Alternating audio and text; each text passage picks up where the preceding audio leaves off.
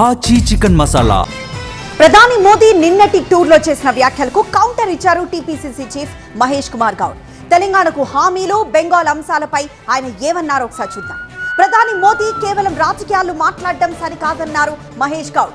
నిన్నటి టూర్లో విభజన హామీల గురించి మాట్లాడాల్సింది అన్నారు మహేష్.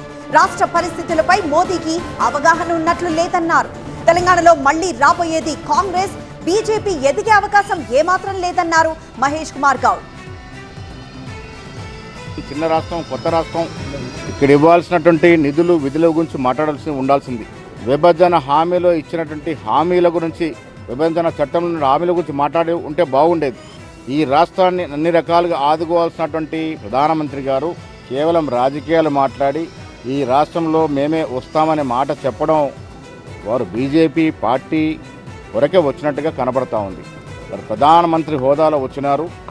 ప్రధానమంత్రి హోదాలో రాష్ట్రానికి ఇవ్వాల్సినటువంటి అభివృద్ధి గురించి మాట్లాడుంటే సంతోషించే వాళ్ళం.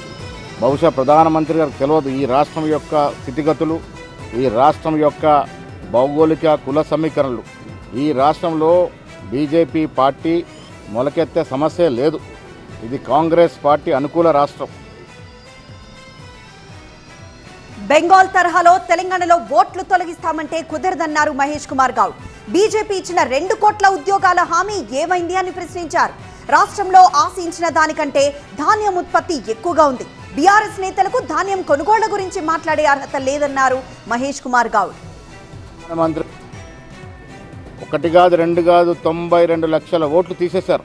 సెక్యులర్ భావాలు కలిగినటువంటి ఓట్లు తీసేసి అక్కడ అధికారులకు వచ్చే ప్రయత్నం చేసినారు. ఇక్కడ తెలంగాణ కూడా అలాంటి ప్రయత్నాలు సాగవు. తెలంగాణ ప్రజలు విఘ్నులు.